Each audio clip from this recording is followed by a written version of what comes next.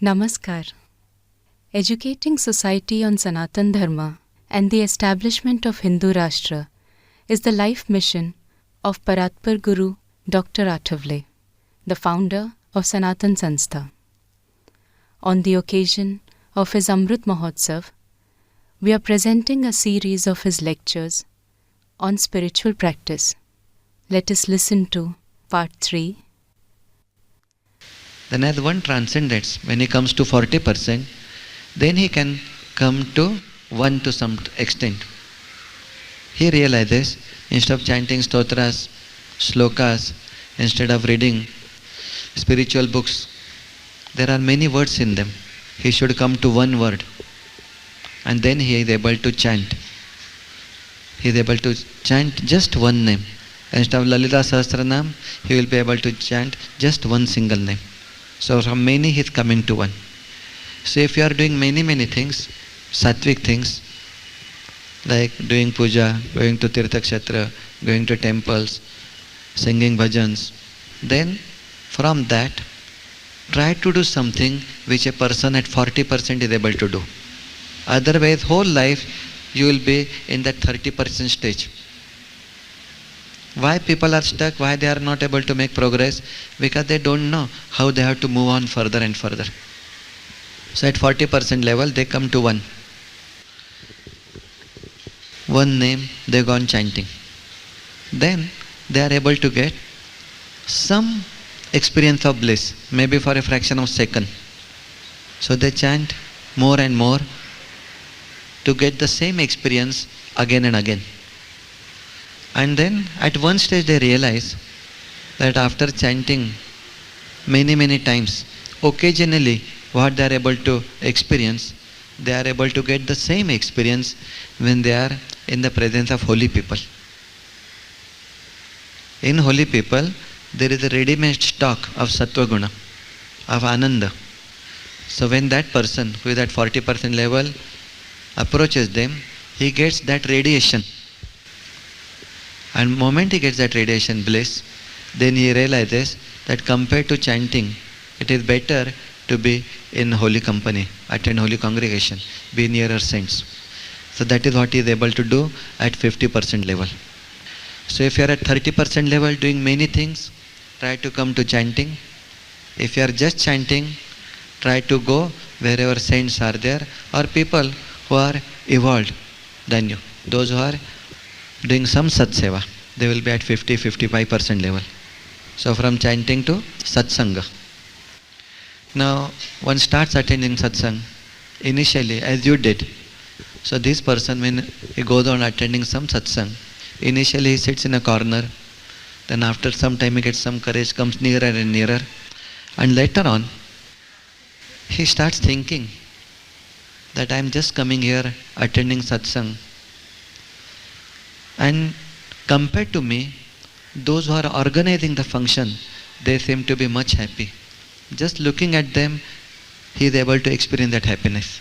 So what is in mind comes to surface, on face. As the saying is, face is the mirror of mind.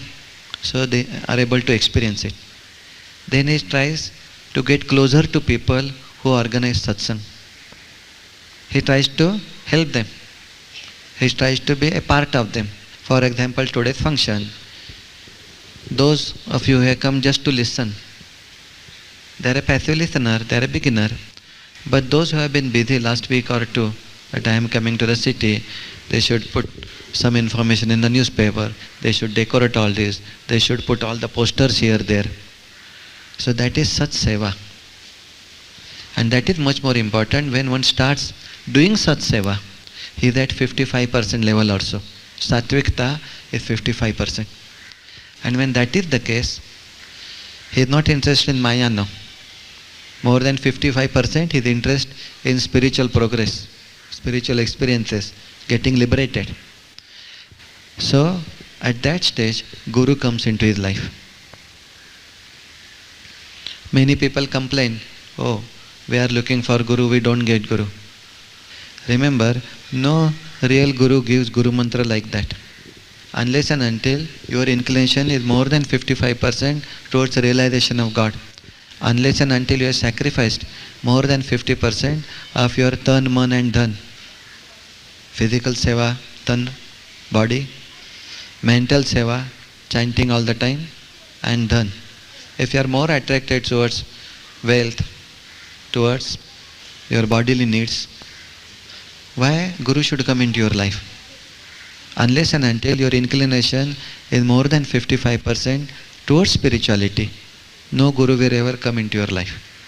So if you go step by step, 30% to 40% to 50%, 55%, then whichever part of world you may be, Guru will come to you. What is the importance of having Guru then? See, if we try to make efforts on our own, it becomes very difficult. It takes many births to make real progress. Try to imagine that there is a huge cliff here and somebody wants to climb up. So he is trying to get hold over some stone. There may be small tree somewhere, he is trying to hold the branch. So he is trying to climb up. In between there is nothing to hold, or the tree branch he is holding falls down. Then he also comes down, injures himself. But if there is a rope tied to him and there is a Sherpa at the top of the cliff, then if he is about to fall, Sherpa will pull him up. Sherpa will not allow him to get injured. So exactly like that, disciple is here and it is a cliff towards moksha. Guru is up there somewhere. And our devotion towards Guru, that is the rope. And when you are about to fall, Guru doesn't allow us, it just lifts up. As mother carries baby everywhere, Guru takes us towards ultimate in spirituality. So how to get Guru then? Step by step, one has come up to 50-55%. Just getting Guru mantra is not enough, remember that. Most of the people are under impression that once we get Guru mantra, that's the end of spiritual, what they should achieve in life. We will just go on chanting and we will make progress. That's not done. There has to be a continuous flow of Guru Kripa.